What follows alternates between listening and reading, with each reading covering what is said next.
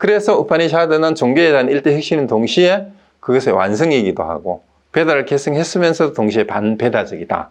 근데 이게 힌두교 안에 이게 같이 있다라는 게 웃기잖아요. 그죠? 힌두교 안에 같이 있다라는 게 이게 다 포함되어 있어요. 그 우리 불교도 사실 어떤 면에서 보면 그리고 사실은 오늘날의 힌두교는요. 그 안에 불교, 이슬람교, 기독교를 다 받아들인 짬뽕 종교나 비슷하대요. 실제 교리상으로 보면 다 받아들여요. 나중에.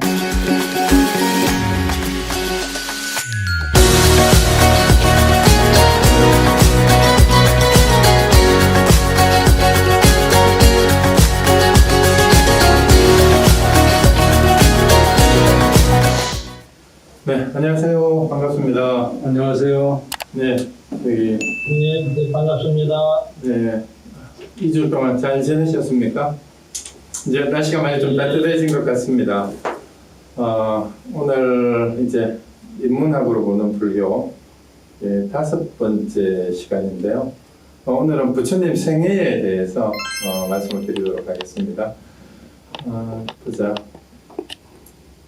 오늘 혹시 처음 들어오신 분 계세요?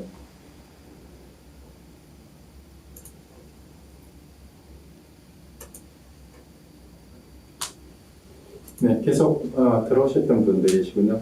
그럼 지난번에 우리가 2주 전에 이제 불교 공부를 하기 전에 그 부처님이 탄생하기 전에 그 인도의 상황을 좀 말씀을 드리면서 이제 고대 인더스 문명에서 시작해서 이제 아리안족이 인더스 강유역에 들어와서 겐지스 강유역에 정착을 하면서 이제 그 인도 북부 지방에 지배 계급이 되면서 이제 형성된 브라만교하고 그 다음에 아직까지도 없어지지 않은 사성제 계급에 대한 흔히 이제 카스트 제도라고 알려진 것을 말씀을 드리면서 이제 브라만교의 베다와 그 다음에 만우급전에 그 기록된 내용들이 아직까지도 현대 인도 사회에서도 85% 정도가 힌두교를 믿고 있는데 이분들은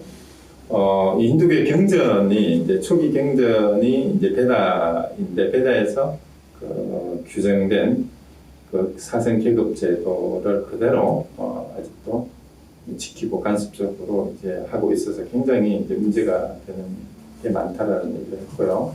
그다음에 엠벨카드라는 그 초대 법무부 장관이었던 분이 이제 불가족 천민 출신인데 그 불가족 천민들을 이제 규합을 해서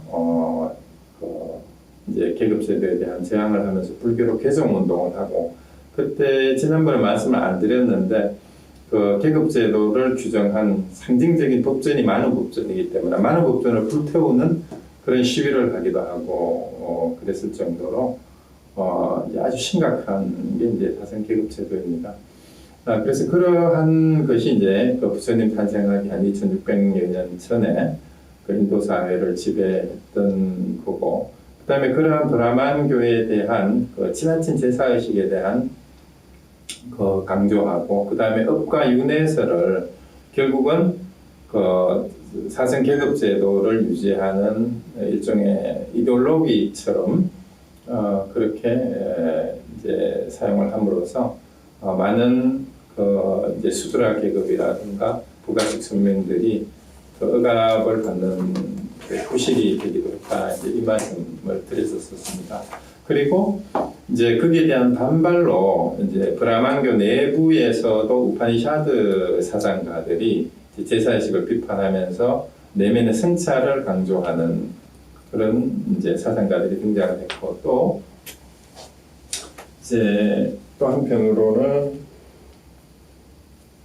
이제 그러한 분위기에 반발하는 자유사상가들이 등장을 했다라는 말씀까지 드렸습니다. 그래서 그걸 다시 한번 이제 요약을 해서 말씀드리기 전에 오늘은 이제 부처님 생애를 하게 되는데 이제 오늘 같이 한번 이 주제에 대해서 생각을 하면서 제가 말씀드리는 것을 이제 같이 한번 생각을 해보면은 좀 주제가 좀 분명해질 것 같습니다. 그래서 우리가 흔히 부처님 탄생을 얘기를 할 때 부처님 이 땅에 오신 뜻이 무엇이냐, 이제 부처님 오신 날 때 이제 얘기를 많이 하는 그 주제인데요. 그러고 우리가 흔히 말하는 이제 태어나자마자 사방에 7걸음을 걸으면서 이제 하늘과 땅을 가리키고 천상천하 유아독존이라고 했다라는 그 부처님 탄생 설화의 의미가 또 뭔지, 그리고 이 설화라고 제가 말씀드린 건 이게 사실이 아니라는 얘기죠, 이미. 그럼에도 불구하고 후대로 오면서 부처님 정생담 얘기하고 부처님 생애가 이제 신격화된 부분이 상당히 사실 많습니다. 이제 그런 부분은 또 왜 그렇게 됐는가 하는 거하고, 그 다음에 이 부처님의 생애를 얘기하면 빼놓을 수 없는 게 우리 한국 사찰에 가면 특히 이제 법화경 사찰에 팔상도를 그려놓은 경우가 많죠. 이 팔상도에 8가지 그 주제로 부처님 생애를 이렇게 표현해 놓은 그림이 있는데 거기에 나타난 부처님 생애, 그 다음에 우리가 이제 탄생계 내용 가운데 특히 유아독존에 대한 해석이 굉장히 분분합니다. 그래서 이걸 어떻게 이해를 해야 되는지, 그 다음에 운문선사가 이제 천상천하 유아독존이라고 했다는 이 부처님 탄생 설화를 두고 내가 그때 그 자리에 있었더라면 한 몽둥이로 때려잡아서 걔한테 먹이로 던져줬을 것이다, 이렇게 얘기한 게 있습니다. 그래서 이것을 두고 후대 선가에서 이게 하두가 되어서 이제 논란이 되고 있는데, 이게 도대체 무슨 뜻일까 같이 한번 생각해보는 시간을 가졌으면 좋겠습니다. 그래서 이제 부처님이 탄생하게 된 당시의 사회적 배경은 우리 지난번에도 잠깐 말씀드렸지만 BC 600년경이에요. 그때 이제 마가다라는 나라가 16개국 가운데 가장 강성해서 마가다 시대라고도 불리던 그런 시대인데요. 우리 지난번에 말씀드렸듯이 이제 인더스 강에서 겐지스 강 유역으로 이동을 하면서 이제 철기가 도입이 돼서 이제 철제 농기구를 사용하고 철제 무기를 사용하게 됐던 시기예요, 이때 벌써. 그래서 아마 4대 문명의 발생지 가운데 철제 농기구화하고 철제 무기가 가장 활발하게 사용됐던 지역이고, 심지어 벼농사가 이모작도 이때 벌써 가능했다는 기록이 있습니다. 그래서 농업 생산력이 급격히 증가하면서 그와 관련된 상공업이 발달하고 또 당시에 상인 자본이 축적이 됐다 그래요. 그래서 소위 말하는 장자라고 불리는, 장로 혹은 장자라 그러죠. 기독교에서 장로라는 말을 하는데 원래 그 인도에 그때 당시에 상공업자들로서 거대한 상업 자본을 축적했던 부호들을 일컫는 말이 장로 혹은 장자였어요. 그래서 불교 용어가 이제 기독교로 갔죠. 그래서 이제 상업 자본이 축적되면서 상인 계급이 등장을 했고요.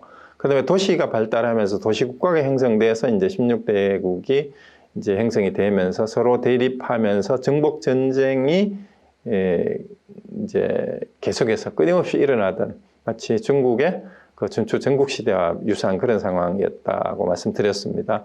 이러다 보니까 이제 빈부격차 문제뿐 아니라 여러 가지 사회 문제가 이제 계급제도에서 발생하는 문제하고 굉장히 이제 복잡하게 이제 문제가 많이 생기기 시작했고요.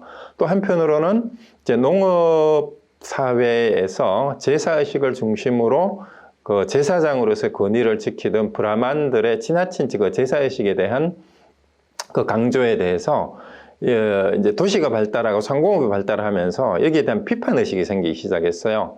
그리고 이제 상인들은 이제 특히 여러 다른 지역에 장거리 무역을 하는 상인들은요, 다른 지역이나 다른 나라를 가보게 되면 자기 나라가 믿던 고유한 그런 종교나 신앙하고 다른 신앙이 있다라는 것을 보고 나면 자기가 믿는 종교에 대한 신에 대해서도 이제 다르게 생각하게 돼요. 그래서 또 상인들이라는 게 속성이 근본적으로 이윤을 따라서 움직이잖아요. 근데 이윤은 바로 계산 가능성에 근거하는 건데, 이 합리적 사고라는 이제 경제학에서 나온 거예요. 인간이 이제 합리적 계산을 통해서 인간이 경제 활동을, 소비 활동을 한다라는 건데, 합리성이란 말은 계산 가능성을 얘기하죠. 그러다 보니까 상인 자본이 발달하면서 상인 계급들한테는 상당히 이제 그 계산의 바탕을 둔 합리적 사고가 싹트게 돼요. 그러다 보니까 이제 무조건적인 믿는 그런 과거의 미신과 같은 종교라든가 이제 이런 것들은 이 상인들에게 입장에서 보면 좀 우스운 게 될 수도 있습니다. 그래서 이제 이런 분위기 속에서 이제 제사의식과 업과 윤회설을 가지고 그들의 권위를 유지하려는 이 브라만교에 대한 비판의식이 싹 트고 또 그런 사회적 분위기를 반영을 해서 내부에서도 비판이 일어나는 게 바로 우파니샤드가 등장하는 겁니다. 그래서 우파니샤드 사상가들은 같은 브라만교에 속해 있으면서도 제사의식을 비판하고 오히려 내면의 통찰을 강조하는 이런 사상가들이 내부에서도 나타났고 또 아예 브라만교를 비판하면서 우리가 지난번에 봤던 육사외도를 비롯한 여러 이제 사상가들이 등장을 하게 되고요. 이러한 상황 속에서 민중들 아주 이제 핍박받고 고난 속에서 허덕이는 민중들은 뭔가 새로운 질서를 또 뭔가 자기들의 이 어려운 상황을 벗어나게 해줄 구원에 대한 열망을 점점 품을 수밖에 없어요. 그래서 이러한 상황에서 이제 소위 말하는 이제 전 세계의 비슷한 시기에 이제 추계 시대라고 하는 거는 액츄얼 에이지는 원래는 야스퍼스가 처음 이제 붙인 이름인데 기원전 한 800년에서 300년 사이에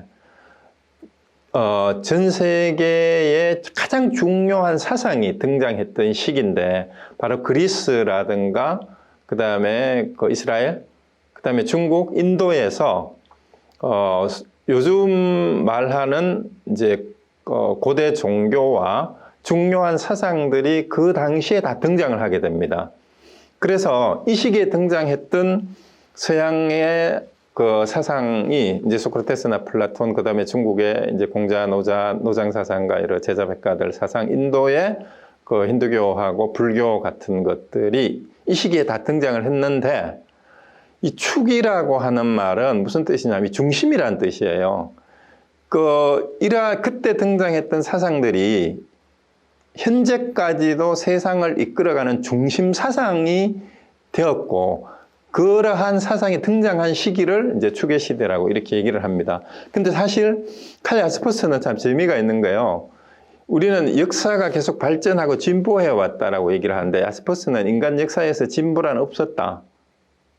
그게 무슨 의미냐 하면은 인간 정신의 퇴보의 역사라고 얘기를 해요.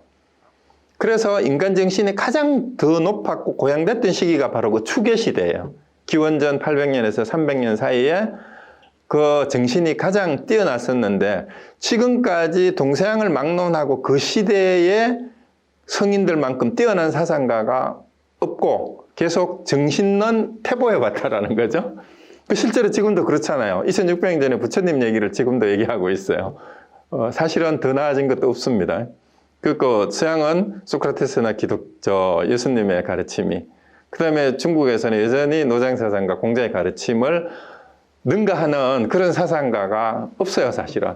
그래서 어쩌면은 인류의 정신사에서 보면 발전은 없었고 퇴보만 했다라고 이렇게까지도 얘기하는 게 어쨌든 그 추계 시대라고 하는 게 다시 이제 카렌 암스트롱이라는 이제 여성 종교학자가 이 책 제목으로 이게 또 출판을 했죠. 그래가지고 이제 4대 문명이 단순한 물질 문명이 아니라 이 추계 시대에 형성됐던 인간의 정신 문화와 사상이 여전히 이 세상을 지배하고 있다라는 그런 얘기예요. 근데 이제 그 비슷한 시기에 어쨌든 인도에도 바로 새로운 시대의 전환을 이끄는 새로운 사상을 가진 지도자의 출현을 예비하고 있었다. 그 시대적 분위기가. 그런 상황에서 바로 이 부처님이 탄생하게 됐다. 우리 난세의 영웅이 난다는 말이 있지 않습니까? 흔히 말하는. 그래서 이 민중들 속에서 그러한 이제 전륜성왕이나 새로운 성인의 구세주로서 혹은 구원자로서의 그 종교적인 지도자가 출현하기를 기대하는 이 열망이 담긴 표현이 그 부처님 탄생설화에 나오는 아시타 선인의 예언으로 이렇게 기록된 게 아닌가 이제 그렇게 추측할 수가 있습니다. 그래서 이제 아시타 선인이 이제 그 석가모니 부처님 탄생한 걸 보고 그 이제 상을 보면서 이제 100살이 넘은 이제 선지자라 그러죠, 예언가. 근데 이 양반이 이제 아기 그 부처님 시달타 태자를 보고 이제 출가하면은 진리를 깨닫는 붓다가 될 것이고, 그 붓다라는 말은 우리 불교에서 쓰기 전에 이미 그때 당시부터 인도에서는 깨달은 사람을 지칭하는 이제 보통명사로 쓰였다 그래요.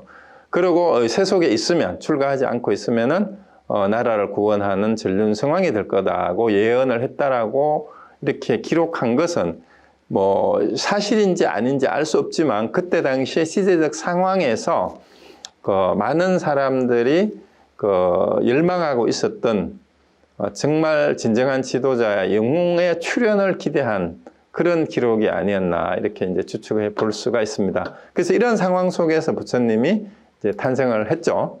아시타 신인의 예언은 이제 수타니파타하고 한역 경전에 약간 다르게 나오는데요. 어쨌든 뭐 내용은 방금 말씀드린 내용입니다. 이제 상을 보니까 우리가 부처님이 가지는 상이 흔히 이제 건강경에 나오듯이 32상, 80종호 뭐 이런 얘기를 하듯이, 이제 불길한 상이 이제 그 아시타 선인이 왕자를 보고 우니까, 아니 혹시 주변에서 이제 아니 왜 그러시냐, 혹시 불길한 뭐 징조가 있느냐 하니까 이제 그 답이 전혀 불길한 상이 없다. 이분은 보니까 평범한 사람이 아니다. 바로 깨달아서 진리의 바퀴를 굴리게 될 그런 분이다.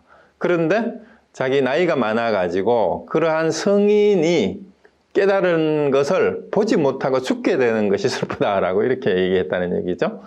그리고 그 밑에 이제 한역경전에는 전륜성왕이 되거나 부처님이 될 거다. 그래서 이제 그분을 직접 성장해서 깨닫는 것을 보지 못하고 죽는 것이 슬퍼서 운다라는 그런 이제 설화입니다. 그러고 이제 실제로 이제 부처님이 탄생한 거는 BC 600년경이라고 제가 적어놨는 건 연대가 사실 확실하지 않아요.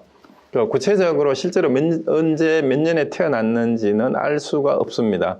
물론 고대는 뭐 동서양이 다 대부분 비슷한데, 특히 인도는요 시간 개념이 별로 없어요. 서양이나 중국하고 비교를 해보면 인도 사람들은 고대의 역사서가 별로 없습니다.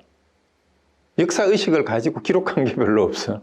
그리고 우리 경전에도 보면은요, 우리 불교 경전에 보면 시간을 기록해 놓지 않았어요. 장소는 반드시 기록을 해요.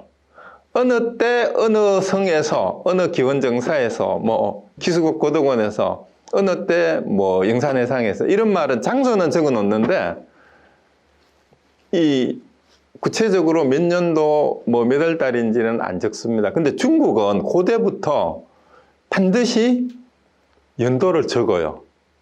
특히 이제 중국의 연도는 요즘처럼 숫자를 적는 게 아니라 그때 그 나라를 다스리던 왕의 연호를 쓰잖아요. 그죠? 무슨 년, 무슨 왕, 무슨 연호 몇 해, 무슨 몇 년, 무슨 몇 년, 이런 식으로 해가지고 연도를 쓰고 심지어 날짜까지도 이렇게 기록을 해 놓죠. 중국 사람들은. 근데 그러다 보니까 이 인도 사람들의 시간관념은 그냥 어느 때 아니면은 뭐 몇 억겁 이런 식으로 그냥 그렇게 띄워버립니다. 그래서 어쨌든 이제 BC 600년 경이라고 했는데, 이제 현재의 네팔 남부고 인도 국경 북쪽 부근의 카필라라는 나라의 수도다나 왕하고 마야 부인 사이에서 탄생했다라는 얘기가 나오고, 이 얘기는 이제 다 아니까 빨리 그냥 넘어가겠습니다. 그래서 이제 출산이 임박해지자 이제 인도의 풍습에 따라서 이제 친정으로 가던 중에 룸비니 동산에서 산통을 느껴가지고 이제 무수라는 나뭇가지를 잡고 이제 오른쪽 옆구리로 뭐 겨드랑이 밑으로 출산을 했다라는 이런 얘기 다 아는 건데요. 그래서 이제 고타마 시타르타라고도 하는 거는 이제 성을 따라서 얘기를 하고, 시타르타는 소원 성취라는 뜻이랍니다. 이제 어릴 때 태자 이름이 소원을 이루게 하는 사람, 그런 뜻이라고 하고요. 그 다음에 석가모니는 석가족의 성자라는 뜻이고,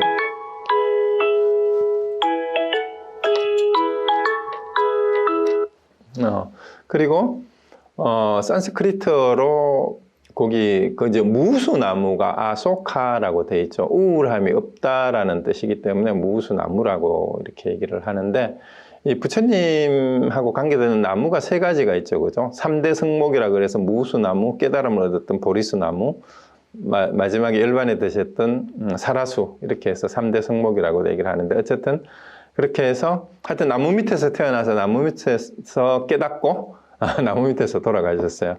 그리고 또 어떤 분은 길에서 태어나서 길에서 돌아가셨다라고 얘기를 하는데, 그리고 옆구리에 태어났다는 것이 바로 사승계급제도의 이제 옛날 고대 인도 신화죠. 이제 특히 브라만교의 그 계급제도를 상징하는 크샤트리아라는 걸 상징한다. 이런 것 다 아는 얘기고요. 그런데 우리가 흔히 이제 불기 몇 년 이렇게 얘기를 하는데, 서기 몇 년도 정확하게는 지금 아니지만, 이제 의미는 이제 예수 기원, 서력 기원을 이제 기준으로 해서 이제 나왔는데, 우리 불기는 어떤 분들은 부처님이 탄생한 날인 줄로 잘못 알고 있는데, 부처님이 돌아가신 이후 1년으로 이렇게 이제 기록을 했고요. 그 다음에 현재 연도를 정한 것은 여러 가지 설이 있었어요. 이제 학자들마다 견해가 다르고 나라마다 연도가 다르고 날짜도 달랐는데, 이제 1956년에 세계 불교도 대회에서 양력 5월 15일로 부처님 오신 날을 통합을 하고 이제 하기로 하고, 그 다음에 불기 연도는 544년은 부처님이 돌아가신 해지 544년, 기원전 544년이에요. 그래서 그걸 기준으로 그때 당시에 1956년을 부처님이 인멸하신 지, 열반이 되신 지 2500년이라고 정했어요. 이 대회에서. 실제로 그런 게 아니고. 그렇게 정해서 이제 불기를 정할 때는 서기하고, 이제 계산을 할 때는 544년을 더해서, 이제 불기를 쓰기로, 이때 1956년 세계 불교도 대회에서, 회의에서 정한 겁니다. 이 사실이 아니고. 그래서 우리나라에서는 이제 올해가 불기 2565년으로 표기를 하는데, 이제 또 남방 국가에서는 일부 2564년으로 표기하는 나라가 있어요. 그 왜 그럴까요? 계산하는데 오차가 있어요. 왜냐하면 21년하고 544년을 그냥 더하면은 양쪽이 하나씩 다 더해져요. 그래서 하나를 빼야 됩니다, 사실은. 그렇죠? 두 개를 같이 더하면은. 그래서 1년을 빼야 오히려 맞다. 이런 또 주장도 있어요. 그래서 이제 남방의 일부 국가는 544를 더하면 안 되고 543을 더해야 된다 그래가지고 불기 2564년을 쓰는 나라도 있습니다. 그래서 이거는 참고로 알아두시고, 어쨌든 이제 이렇게 정하고 난 뒤에 다시 98년도에 다시 세계 불교도 대회가 열렸는데, 사실은 인도에서 부처님 오신 날은 기록이 달이 뜨는 보름날이라고 이렇게 기록이 돼 있어요. 그리고 이제 달이 만월날이라고 하는데, 양력으로 정하면 음력하고 또 맞질 않잖아요. 그래서 달 뜨는 날을 맞추기 위해서 양력으로 5월 달은 이제 음력이 4월이 되니까, 그래서 다시 양력이 아니라 음력으로 4월 15일로 정해가지고 이때를 외삭데이라고 확정을 해서 이제 부처님 오시는 다시 바꿨어요. 그래서 99년도에 이제 세계 불교도 대회의 결정을 따라서 유엔에서도 음력 4월 15일을 유엔 외삭데이로 지정을 했습니다. 그래서 이제 남방불교에서는 음력 4월 보름이 탄생일이고요. 그 다음에 남방불교에서는 또 재밌는 게 성도일하고 열반일도 같은 날이에요. 우리나라는 성도일이 다르죠. 성도일은 이제 12월 8일이고 열반일은 또 2월 15일인가 그렇게 이제 다른데, 남방불교하고 이제 한국 중국 불교하고 탄신일, 성도일, 열반일이 다 다릅니다. 날짜가 다 달라요. 하루 이틀 다른 게 아니고 완전히 아예 다릅니다. 그래서 어쨌든 그 이유가 정확한 탄생하고 인멸 연도가 기록이 근거가 없습니다. 그래서 이제 아쇼카 왕이 이제 세웠던 비라든가 다른 기록을 보고 대략 추정해서 이제 80년을 살았다라는 그 생애를 계산해서 탄생 연도를 계산을 합니다. 그리고 외삭데이라는 것도 요 인도 이제 전통 달력, 음력, 태음력에서 이제 달을 가지고 보름 초 1일부터 보름까지, 그 다음에 16일부터 말일까지를 한 달을 이렇게 두 개씩 나누어 가지고 이렇게 하는 데에서 온 거라는 것만 그냥 참고로 알아두시고요. 그 다음에 이제 실제로 이제 부처님 오신 날은 이제 우리 한국에서는 4월 초8일 해서 음력으로 4월 8일로 하는데 유엔이라든가 남방불교에서는 음력 4월 15일로 해서 보름날 한다라는 거, 이게 좀 다르고요. 불기 산정 기원은 이제 여기 이유가 뭐냐 하면은요, 기원전 544년에 이제 우기철이 되자 승단 행자들이 모여서 안거를 했는데, 인도에는 하안거만 있죠. 동안거라는 게 없습니다. 이제 중국하고 우리 한국에는 동안거가 있지만, 처음 안거를 마치면서 한 해씩 이제 그 헤아리기 시작했는데, 이게 무슨 뜻이냐 하면은 부처님 없이 하안거를 보낸 첫 해라는 뜻이래요. 그래서 부처님 돌아가시고 하안거를 처음으로 한 해를 했다라는 데에서부터 불기 1년이라고 이렇게 산정을 하기 시작했다 그럽니다.